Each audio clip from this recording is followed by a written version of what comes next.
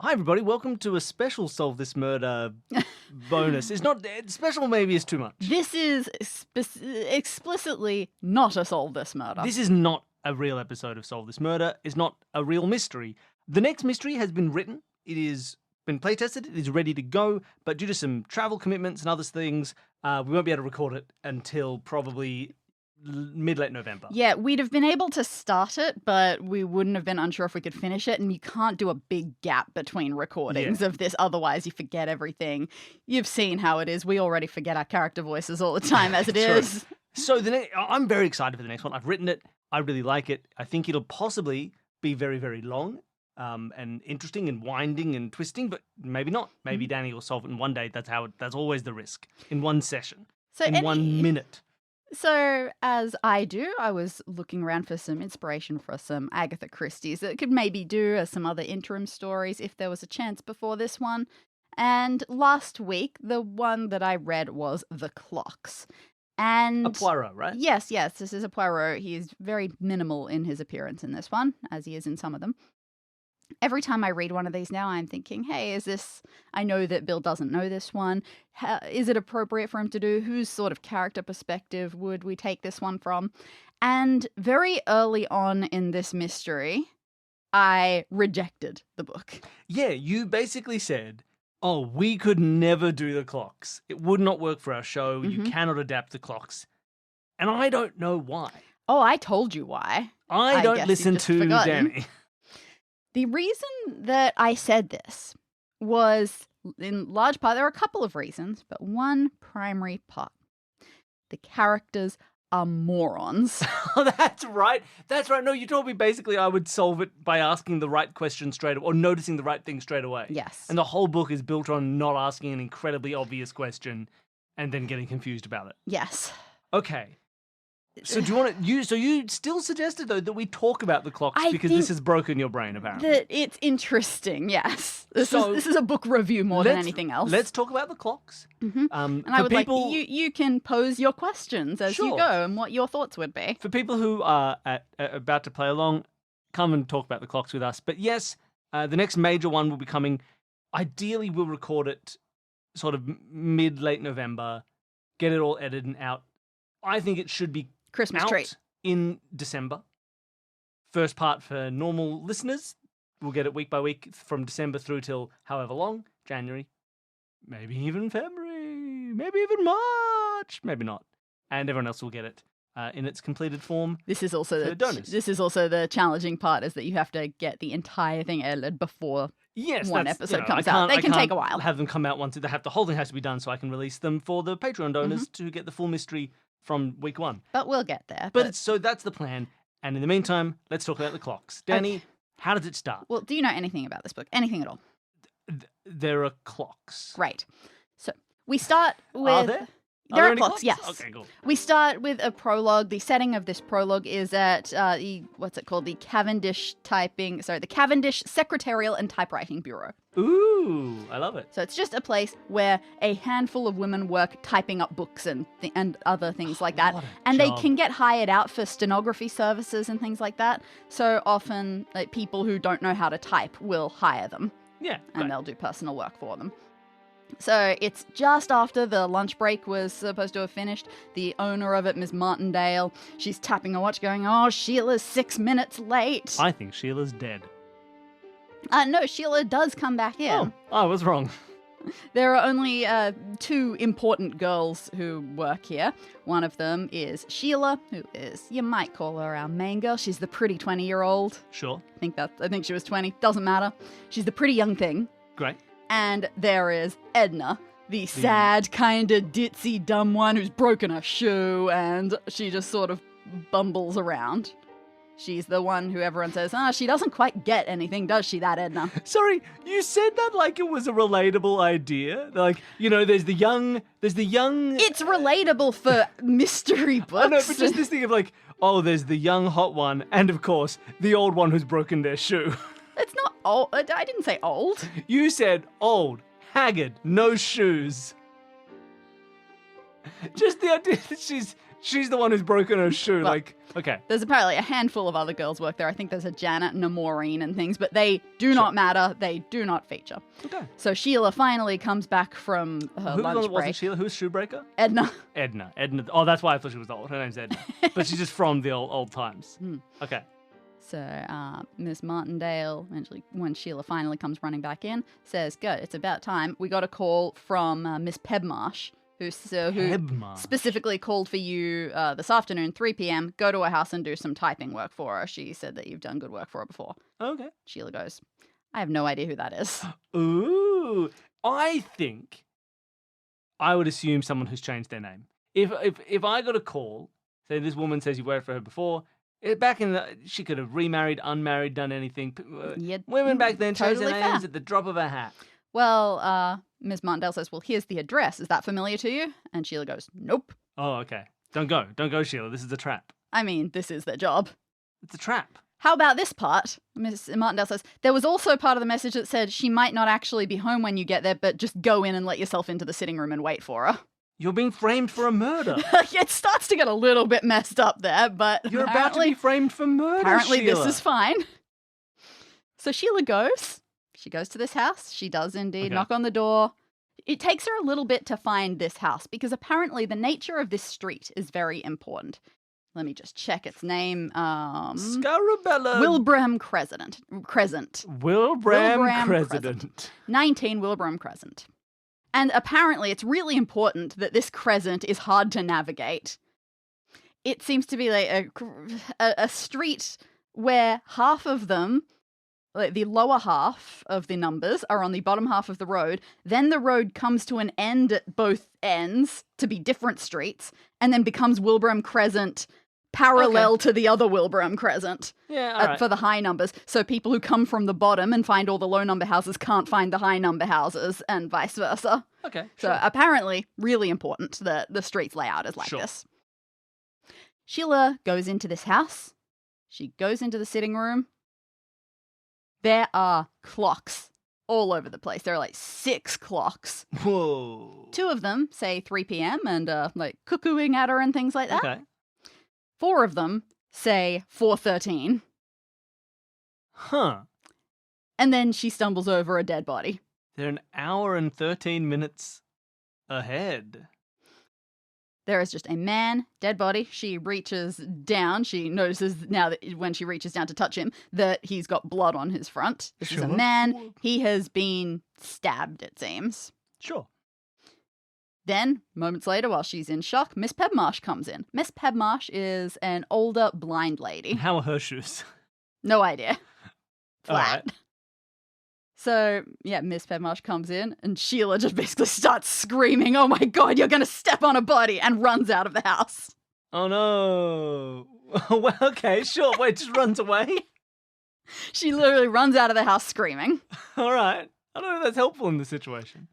Now, what happens next, by remarkable coincidence, and the character that I assumed I would get you to play, just wandering along outside, looking at a piece of paper, trying to find number 61 and really dang struggling. I don't know where 61 is Mr. Colin Lamb. Now, we don't know this about Colin Lamb yet, but it's made pretty clear. He is a member of MI5 on some secret business where he's looking for some secret communist spy. All right. It was probably the dead guy. And Sheila runs right into him, screaming and crying, and he immediately falls for her while insisting throughout the entire book that that's not true. Sure. And so he learns about everything, the police get called, investigation all sort of gets started, and he's just taking care of poor, disturbed Sheila. Okay, great. Hey, everybody. This is the story in which Dani said it's so obvious and so easy. I'm so scared that we're going to get to the moment where I'm meant to ask the obvious question and I don't ask it. It's okay. Okay. Police. Yep. Start to talk to Miss Pebmarsh. It's her house. Yeah. Start to say, "Hey, what's your experience here?" Because a policeman has just walked into the house and Miss Pebmarsh has said, "You're looking for the body, it's over here." Okay. I thought she was going to go, "There's a body? I'm blind and I have no nose." Yeah, no, she says, "Look, I mean, this girl just ran out of my house screaming about a body. I know what my house is like. I felt around, I found a body." Cool. What sorts of questions might you ask, Miss Pebmarsh? Oh, no, this is it. No, it's okay. Okay, first of all, I throw a ball at her. See if she catches it or She not. does not. Okay.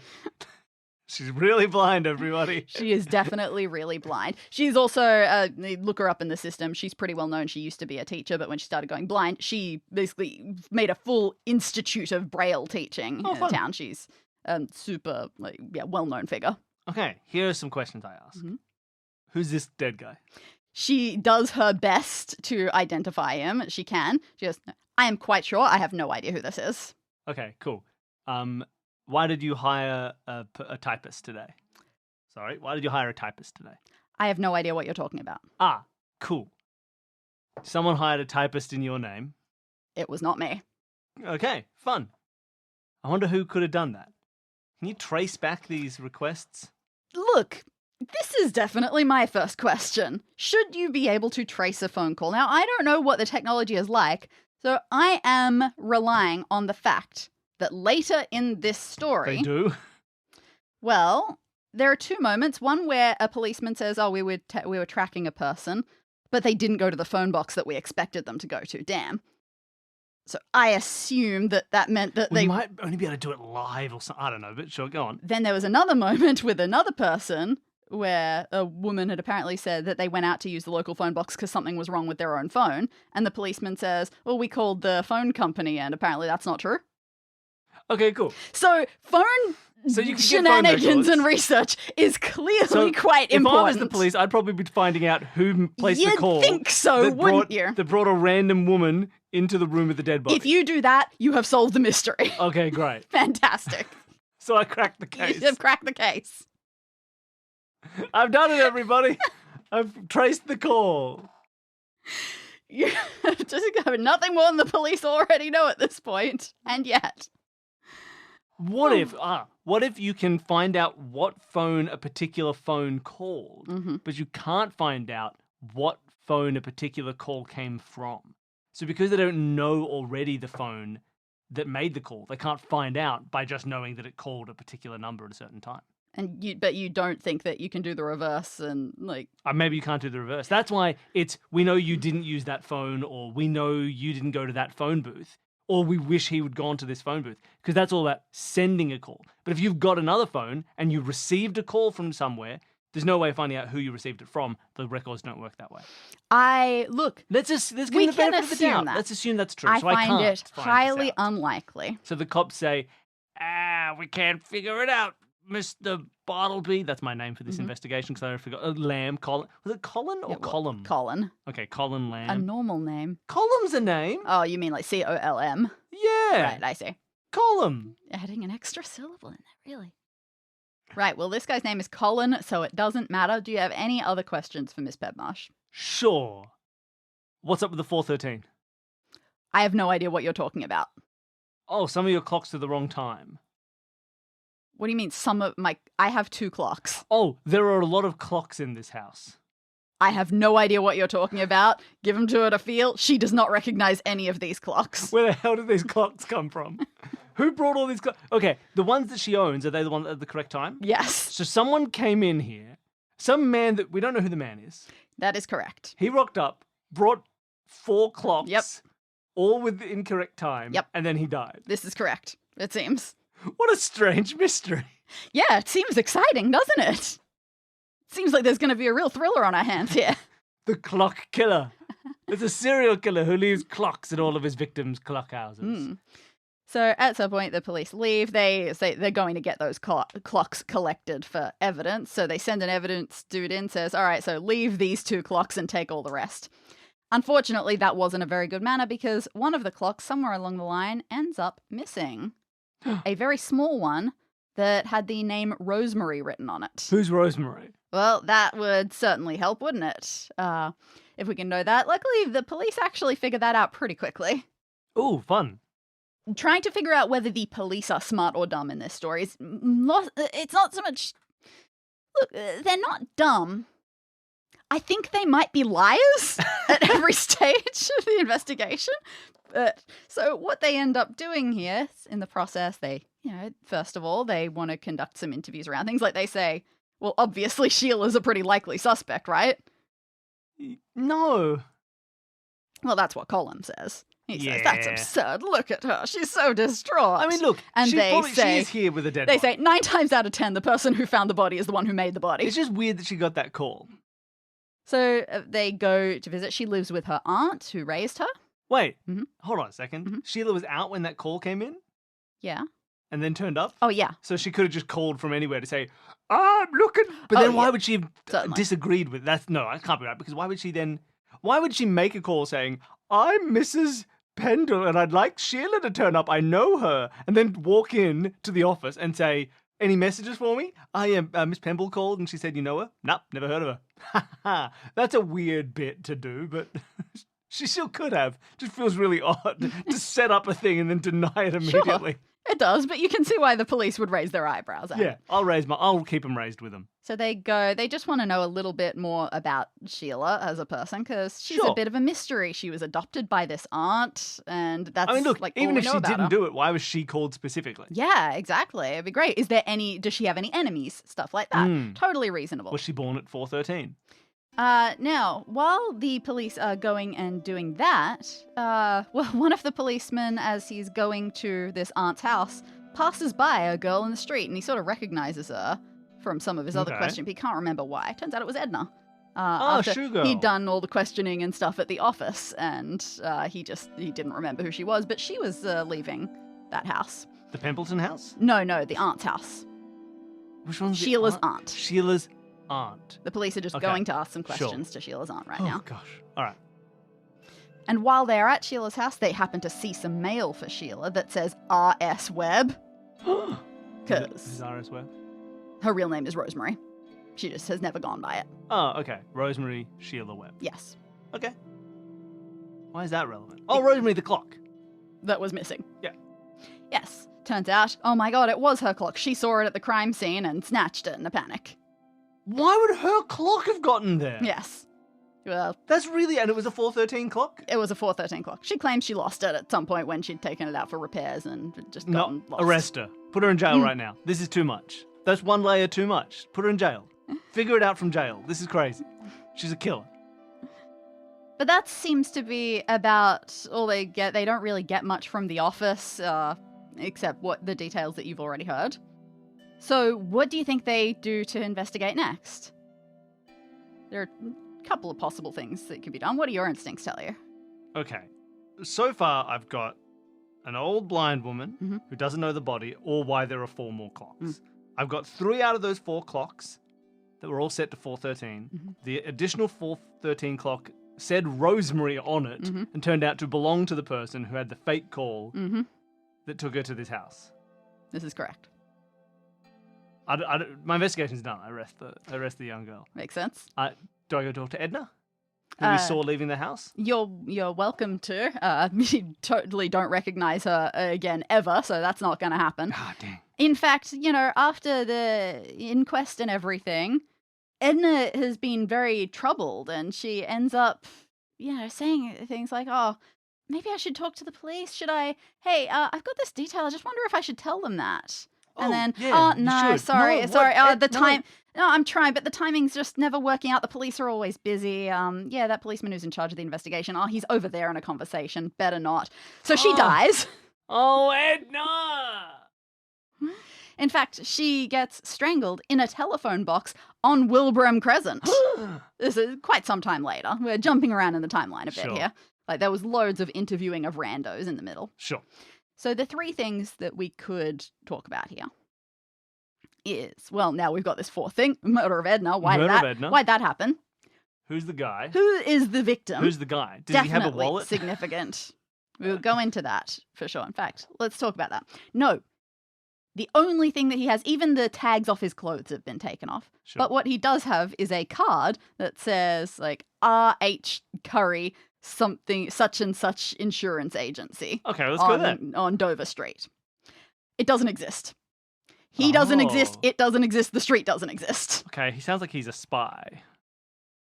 Well, maybe that should bring us back to Colin Lamb then. Oh, I thought I was Colin Lamb. Okay, Well, let's go back to Colin Lamb. I mean, you might be Colin Lamb, but remember was what I he told here? you. Well, like I said, he's an MI5 agent. Yeah, so what was his plan? Well, he's searching for someone. There's just this sort of long, ongoing case called the Larkin case that's been going on. Some big old criminal. Sure. And the big thing that's just happened is one of his people who were working on the case was found dead right after making what seemed to be a big discovery. Okay.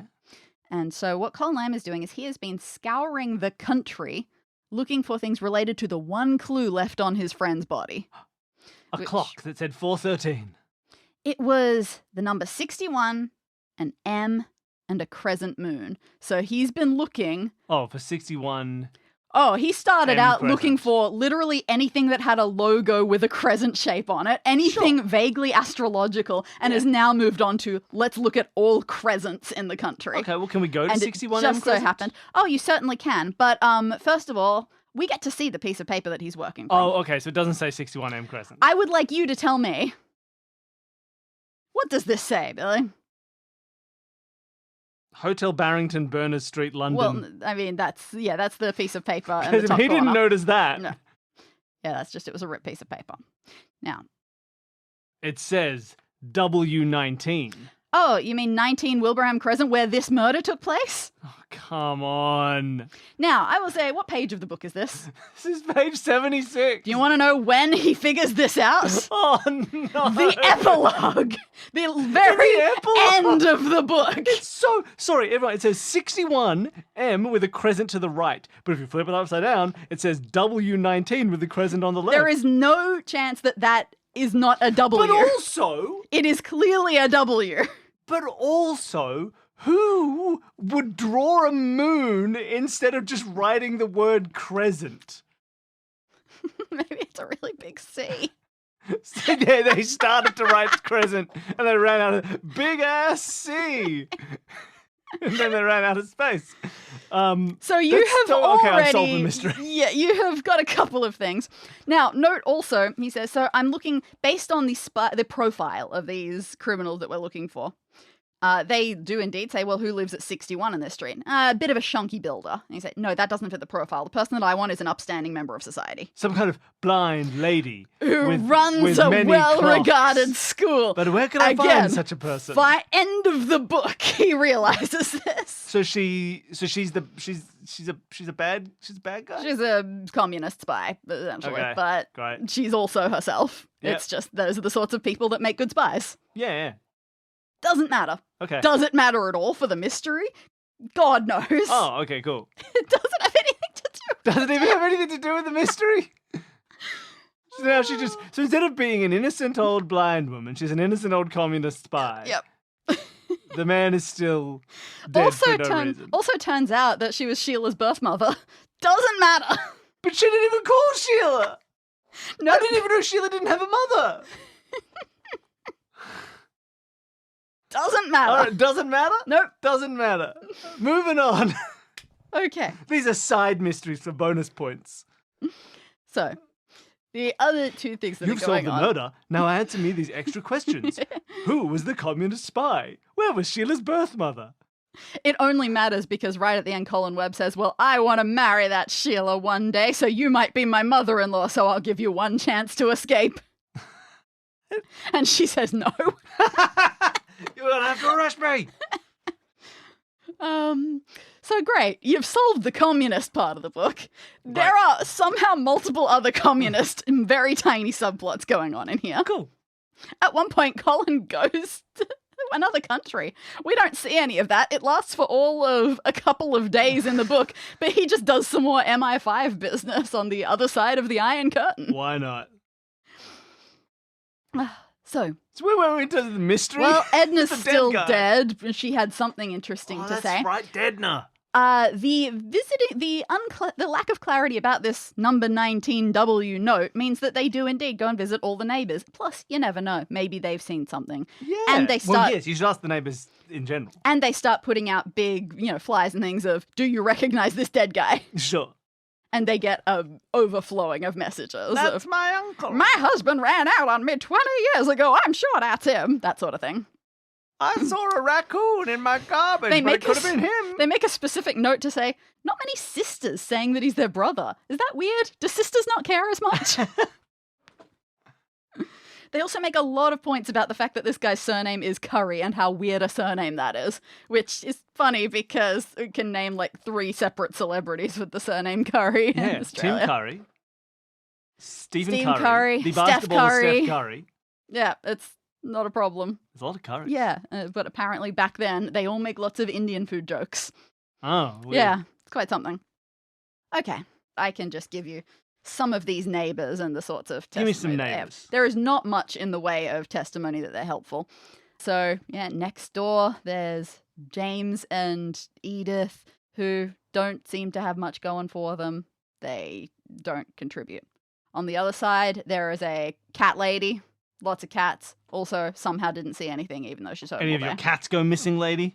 No, but she does say that across the way on the high-numbered section that backs onto them, so I guess all their yards connect to each other, the low numbers and the high numbers on Wilbraham Crescent. Okay.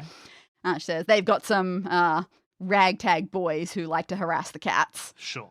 And they're always dropping clocks everywhere. Yeah, that's all she contributes. The boys that live there, they're being raised pretty much alone by their mum because their dad travels for work a lot. Turns out, yep, he's in some communist territory. He's defected. Sure. Doesn't matter. Unrelated communism. And these boys, probably because he was chatting with the blind lady. She probably just goes up to random people on the street and says, "Oh, how are things with you? Oh, work's really tough. Oh, interesting. Is that just because you don't control the means of production? Sorry, what? Who knows what secret messages are in that braille that sighted people haven't bothered to learn to read." Yeah. So these boys, they're a bit roustabouty. It's the summer holiday, so the mum is sick of them. And, but she goes, well, at least they're generally nice when they're not at home. Like, when they're at school and things, everyone says they're lovely. But when they're at home, I know, the cat lady seems to hate them. Yeah, they get bored and restless when they're at home, so they spray. They used to, like, fire rockets at the cats. Now they just shoot them with hoses, so it's all okay. Do you all see, everyone at home, the great power of video gaming? These kids could just be shooting people in a game of Halo. Instead, they're shooting a cat. They also admit that they have sneaked into number 19, the murder house's backyard before, like on the day of the murder, quite possibly. And they stole a couple of bits and pieces. Give it to me. They take one of them, investigate it. It clearly can't have been very important because I don't remember what it is. It's like a piece of glass or something that might have come from something that was related to the communist subplot. Sure. Doesn't matter. There's another I've already couple. solved the communist subplot. There's another couple where the lady is drunk and the husband's retired and a bit bored. Don't think they had anything interesting to say at all. Sure. There is not living on Wilbraham Present. Miss Pedmarsh has a maid who comes in and was there that morning who says, nope, everything was completely in order that day. And then at the end of the chapter says to herself, I wonder if I should have told them. Nah, it's probably not important. Oh, that never comes back. Look, I will say to my... Why would that not come back? I will say to my knowledge, that has not come back. I would have just told them I know exactly who did it. Maybe I could infer what is being talked about, but I do not believe it is ever explicitly stated what she is talking about. That is ridiculous. If I am wrong about that and I've just forgotten, I apologize. All you clockheads, double check Danny. But to my knowledge, that does not come back. This character is not mentioned again. Beautiful. All right, lovely. And then there's the number 61, the one that they're a little bit more sus of because of the communist stuff. So, shonky builder, he's got a Canadian wife, and they're actually doing okay because she recently came into an inheritance from, the distant family in Canada who had no other relatives, and somehow it came to them. So now they're doing quite fine in life. Sure. And that's about all they get. Okay, not much info. Then a couple of things happen to pop out of the blue, eventually. Ooh, all right. Well, I can't investigate for those if they're popping out of the blue. First things first. A woman comes forward who is more credible than all the others, saying, I think this is my husband who left me 15 years ago. Ooh, okay. He said he worked in insurance, but I don't even know if I believe that. What's his name, Curry? No. It was like Harry Castleton or something. It was Jonathan Samosa. Very boring. All right. So she just comes in, she says, yep, that's him, then she leaves. And then she eventually sends him a note saying, oh, I thought of something that's a positive identifier if you need a bit more than great. that. Ages ago, the dog jumped at him when he was shaving and he cut himself right behind his ear. I guess he has hair right behind his ears. Sure. So he should have a scar there. And? He does indeed have a scar there. Okay. The police then go to visit her at some point later. Just a hunch, and they say, you know what I reckon? Our super scientist scar technicians have said that scar was made recently. Couldn't have been over 15 years old. What's your story, lady? So pure bluff. Straight bluff from the police. It is unclear. But I will say also, remember I mentioned that the police found an envelope that said R.S. Webb at Sheila and her aunt's house? Oh, yeah. Did we ever open that? No, we didn't open it. It was just Okay, boring sure. mail, but it just confirmed her name. Or rather, he then went to the aunt. Oh, and by the way, for our records, sorry, I've forgotten what Sheila's middle name was. It was Rosalie or something, wasn't it? And then the aunt says, no, well, technically it's her first name and it was Rosemary. So he's just like, he's already, we're seeing this policeman is a bit of a bluffer. Great. So I think this is made up, this whole scar thing. This is why later on, when one of the random neighbors, who apparently made a phone call at a telephone box, because her phone wasn't working, and he said, well, the telephone company says that's not true. We don't even know if we talked to the telephone Have no company. idea. Should I investigate like this more often? What, just in this conversational manner, or should you be bluffing more often? Yeah, next time we do it, or It's you. fun. Next time we do it, I'll have a character just be like, and then, of course, I went to... In the last mystery, I dressed up one of the people in a disguise to bluff True. one of the witnesses. The idea of just telling them, like, just arbitrarily, they're just like, so, all right, well, I went down to my work. I work as a banker. No, you don't. What? I checked the records. You've never worked in finance in your life. What if I just crack onto the solution? What if they go, quite fun. What? You caught me out. I've been a clown this whole time, pretending to be a banker. So, It's like how you play Blood on the Clock Tower. but so- she just sort of shabbily sticks to her story. It's clear that she's a bit rattled about this, especially when they start throwing the term perjury at her. Sure. And then the policeman leaves. What do you think she does next? She calls someone and they track the call. She goes to a phone box down the road and calls someone and says, this isn't what I signed up for, man. God, what's going on here? I can't believe you're making me lie like this. But, you'll give me how much money? Oh, okay. How much? All right, well, I guess it's worth it. I can be in a little bit of trouble with the police for that. The police thought that this might happen by scaring her, and that's why they were indeed following her, but they followed to the wrong phone box. So they didn't catch this phone call at all. Sure. So I shouldn't know any of this. See, to me, this implies that they were tapping a phone, Yes, it does. but they tapped the wrong phone. They tapped the one closest to her apartment, but she had to go somewhere else to get change, and therefore went to no. a slightly further away telephone box. All right. What do you think happens to her? Dead. Oh yeah, she's super dead. Great. And all we know about her was that someone was paying her to lie about this guy's identity. Yeah. So we've got now a shadowy figure who is like calling in still don't know why you called Sheila in and why you had one of Sheila's clocks. I don't know why you would leave 4 clocks in a house. We don't know who the guy is that's dead, but then you'd call someone to make up a fake identity for the dead guy now that's the weirdest thing, right? It's, all right, you're going to go to the police, yeah? And you're going to tell them this dead guy they can't identify is your husband. Okay, and that he was killed. No, you don't know anything about his death. You haven't seen him in 15 years. It's completely irrelevant. Just say that. It's a very interesting thing. They're not trying to cover it with like some other story. They're just trying to throw in random facts. They're just trying to stop you looking. Yeah, it's weird.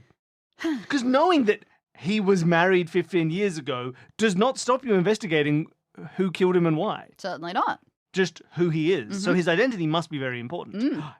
It's the king of England. He's dead. Quite the opposite. It's the queen. But yeah, they're just having trouble because they've got no identifiable markers. I think they mention at one point that even his dental records don't match anything in the system. It said that his dental work doesn't match any Sure. dental surgeries in the country or something like that. So he's not from around here.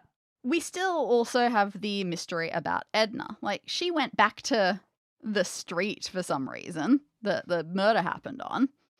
One thing that we have heard, one police officer that she talked to and said, hey, is blah blah available? No, it's nothing. I just don't know how what she said at the inquest can be true. That's the entirety of Edna's testimony that we have. I just don't see how what she said at the inquest could be true. Correct. Where did we get this? This is just something that Edna offhandedly said under her breath to a random police officer when she was looking to see if she could talk to someone involved in the So investigation. I'm assuming she's talking about Sheila? Certainly left unclear. Yeah. Well, what was said at the inquest? Nothing that you haven't heard. Okay. I could try to find the inquest page and tell you everything that happened. Yeah, why not? Give me a little rundown. The inquest. There we go. Mm-hmm. Okay, blah, blah, blah. Sheila goes in, was over in a couple of minutes, talking about, just going and finding the body. Then Miss Martindale, who was questioned, it was about this phone call. Then Miss Pedmarsh, who gave her thing, mostly just saying, nope, I got nothing on nothing. And then the police surgeon doctor talking about the body and all of that. Could it be Mhm. Martindale? Mhm. Because Edna was at the office the whole day, right? She didn't go out, did she? When they were looking for Sheila, and Sheila's not around. Look, it was the lunch break, so people were out. But she broke her shoe. She couldn't go to lunch. So she stayed in the office and knew that there was no phone call.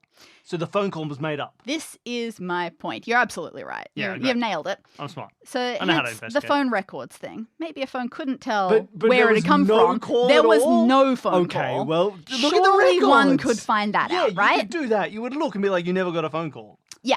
So the entire phone call was made up. Okay, so we arrest Martindale. Yep, you should. And we say, what's going on? What the heck, lady? Yeah. So she absolutely was the one who killed Edna, at the very least. Whether Sure. she committed Because Edna's the other information was going murders, a little unclear. to She was inculcate also her. able to get the Rosemary clock when Sheila lost it by leaving it at work one day. Okay, sure. So she grabbed a clock. Yeah. So this whole thing was just trying to. She invited Sheila over and put her clock as one of the 4 weird clocks, just as a way to frame her. Something like, look, sort of. What an odd idea. Well, but sure, let's go. Let's keep going. Yeah, we've got a lot of bits and pieces here because we certainly still don't have anything in the way of motive. No, or who the victim. I mean, that's probably why she wants to obfuscate the identity of the victim, because that identity is going to lead us to a motive. And keep in mind, the police do not discover literally any of this. You are following evidence that they did not have. They're bad cops. Their evidence comes in the form of Colin Lamb just sort of investigating Wilbur and Present one day and then looking. So at the top, we've got the high numbered houses. Then underneath that, the lower numbered houses. Then the road. Then a wall and then some apartments behind it. New builds, gross stuff. Oh, hate them. It's ruining the city. Sure. And a 10-year-old girl who happens to be sick or injured or on summer break or whatever she's doing, who just likes looking out with binoculars of her window every day and just so happens to be really good at keeping records of everything that she sees going on Wilbur and Present. Rear window. It's really quite convenient. And what she saw that day going to that house was at a bit before the murder was all discovered and everything, a laundry truck pulling up to the house and taking a huge basket of laundry around the back. Okay, so and that's then where presumably the body in the was. house. Yeah, must have been the body and the clocks. What an odd. I'm so okay. Look, I don't know. This I don't is know the their reasons case yet. buster. I don't know the reasons yet. Mm-hmm. But this is a person's idea, apparently. They went, we killed a man. Oh no, what are we going to do to hide this murder? I know a blind lady. Why don't we take the body, put it randomly in the blind lady's house? So they'll think, it's just so she won't find it. Yeah, okay, but they're not going to think a blind lady killed her. Ah, good point. All right. Well, I'll call my friend, I'll call this lady who works for me and tell her to go to the blind lady's house to look at the body. Well, what if she doesn't go? I'll pretend the blind lady's an old friend of hers. Won't she know that the blind lady's not an old friend? Don't worry about it. Whatever, doesn't matter. Okay, but how are you going to make it seem like she's the killer and didn't just find the body? That's where I've got a great plan. I have one of her clocks. What? I'm going to set it an hour and 13 ahead and buy 3 other clocks and set them an hour and 13 minutes ahead, thus proving she did the murder. What are you talking about? It's a foolproof plan. As long as no little girl sees us out of the window, we'll be fine. What is the clocks? All right, so Why is the blind lady here? Well, they start checking into this supposed laundry service that arrived. Its name The very, curry laundry very service. generic, but what they seem to be able to find is that it has some connection to Mr. Bland at number 61. The Shonky Builder? The Shonky Builder. Isn't that weird? What's he got to do with any of this, you might well ask? The solution to that is that Mrs. Bland, at some point, offhandedly mentioned having a sister. Who did, sorry? Mrs. Bland, the builder's wife. Okay. The builder's wife has a sister. Do you see a problem with that? No. Oh, sorry. What about the mysterious Canadian relative that she was the last living relative of that gave her all the money? How could she possibly have a sister? Something's wrong with this story. We've got to crack down in that. And what it turns out to be... Any thoughts? Any thoughts? What the hell? Hold on. She was paid money instead, not of inheritance, but she was paid money to hide this body. Oh, no, the inheritance is totally real. You can find records of it. Okay, she doesn't have a sister. Wait, what did she say? She had a sister? Just must have come up in conversation. All right, it's completely irrelevant information. Yeah, it's one of those the people give themselves away by giving too much info, but in the most... She says she has a hidden sister, way. but she doesn't have a sister. Instead, she's been living a double life. And when her husband caught her, she went, "No, that's my sister." That is not what happened. She does have a sister. Okay. The thing Who's is... dead? No. The thing is, she is the second Mrs. Bland. The first Mrs. Bland is dead. She died a long time ago. She's the one who got the inheritance? And then when a letter came to her saying, "Hey, you're expecting inheritance," Mr. Bland and his new wife went, "Can we just pretend that's you?" Oh, I can go, well, I'm Mrs. Bland. This Yeah. was directed to Mrs. Bland. Uh-huh. Gotcha, idiots. Yep. So it should have gone to, I don't know, the state or something, because there was no one to get it. Yes. So she just went, "Give it to me instead." Exactly.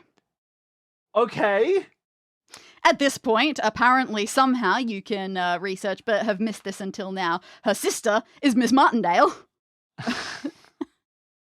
What's she doing? She killed the investigator who's coming to check whether she was the right Mrs. Bland?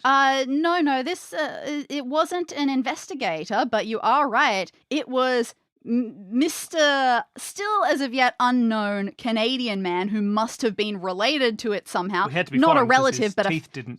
a family friend, one I of the didn't lawyers, realise you were something still like that, alive, who Mrs. came to Bland. England to see the Mrs. Bland. Yep. And presumably, while that happened, realized you're not the right Mrs. Bland, and then Bland/Martindale murdered him. Okay, that's fair. Makes sense, I guess. And then they made a fake But card. it must have been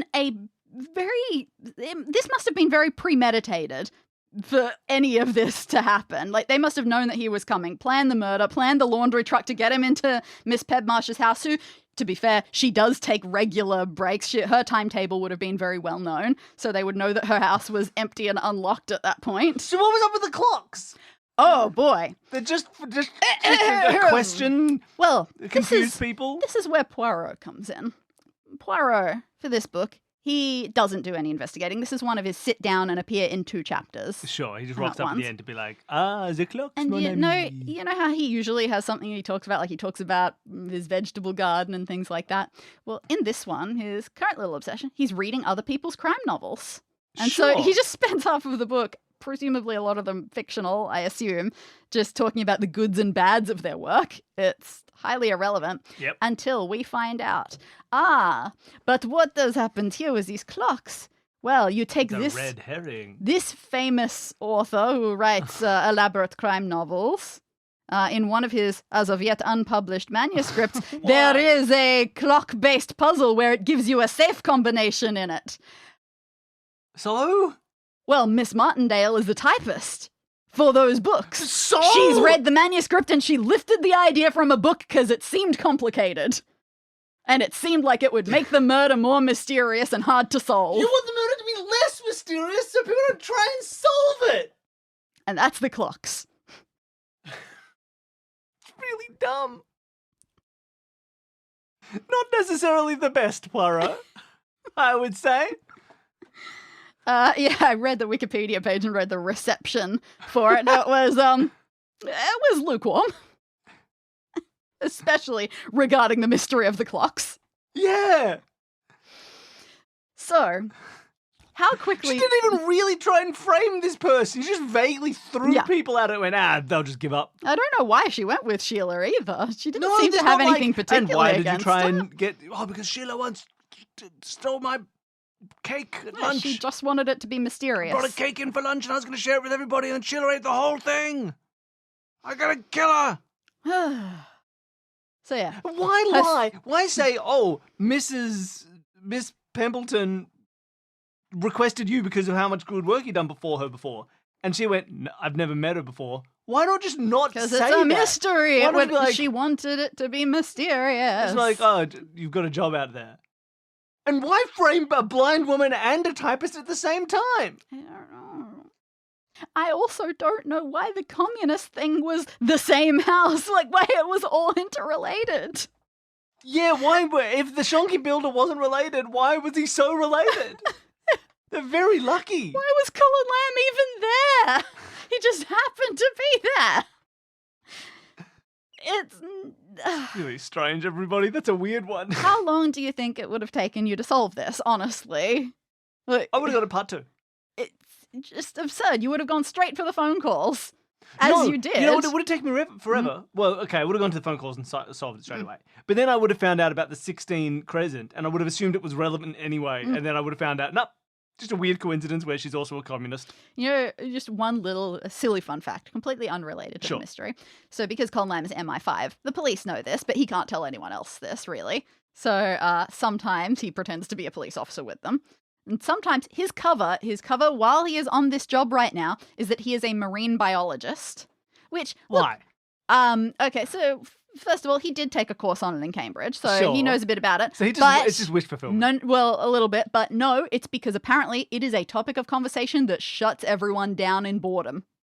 What? Yeah, apparently in this day and age, marine biology was not the popular powerhouse topic that it is these days. Did people not know what whales were back then? Everyone loves marine biology now. Did Seinfeld do that? Yeah, that's it. Because it's such a big deal. Everyone loved talking about it. But in this book, it is specifically listed as a subject that no one will ask you any questions about. Danny, I think Seinfeld might have done that.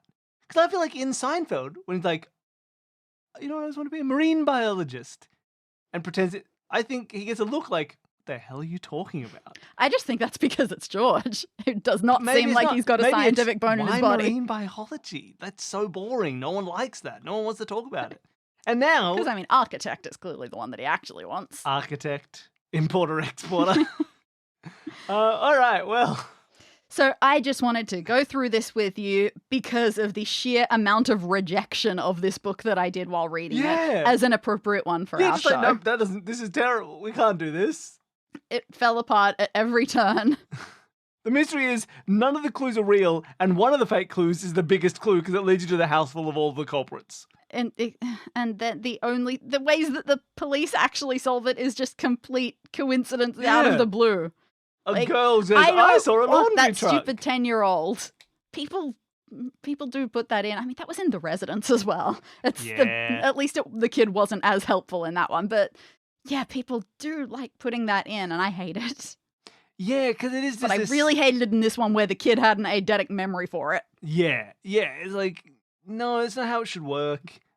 It's slightly nicer if it's like, we know we want something from this angle, and then you search and search and search, and you find out, oh my gosh, there was a camera there at one point. Like, that's at least okay. It was definitely a premeditated murder. I forgot they drugged him as well. Oh, wow. Okay, that's why it's premeditated. Yeah, everything about it was premeditated, but yeah. Ridiculous. The one thing I don't mind is the idea of setting him up with fake identities being very relevant, because the only reason he was killed is he's a guy from Canada. Exactly. And if anybody finds that out, they'll go straight to the Canadian woman and be like, what's up with this guy from Canada coming in? Totally. Is that to do with your sister, with your fortune? So I think that element of it is probably the neatest and the nicest. Like, the reasoning behind it doesn't matter who he is or who killed him. We don't really need it. All we need is to get rid of the one thing that is true, which is if anyone knows he came over from Canada, we will be suspect. So we have to get that out of the blue. You have to just say he's a local. You have to say anything you can, right? Like, That's, I think, the most satisfying part of the mystery. Mm. Because, as I said earlier, it's like, well, this means his identity must be the main... Yeah. It's like who he is why he was killed. And as soon as you know who he is, you'll know why. So I liked that. I think that was nice. Now, again, I would like to go back to this house cleaner of Miss Pedmarsh's. Oh, yeah, sure. So, yeah, I will go to this chapter. She comes around at about 9:30 to 10, leaves at 12 o'clock or around when she's finished. This laundry thing didn't happen until like 1:30. Okay. So she is long gone by that stage. She does say, nothing's been stolen, has it? And I go, oh, quite the opposite. Maybe she just knew a laundry place was coming. Like, maybe as she left, she saw the car pull up. She's like, oh. An hour and a half later? That is true. Maybe there's a note that said, no. It specifically says. Because it wasn't actually called I for. wonder if I ought to have told him. Told him what, Mum? Oh, never you mind. It was nothing, really. And then that's it. Okay, that's the mystery we're going to solve right now. I have no idea what that is. Okay. Maybe... Let me go to the kid and see if the kid noticed anything. What would she know? She was there in the morning.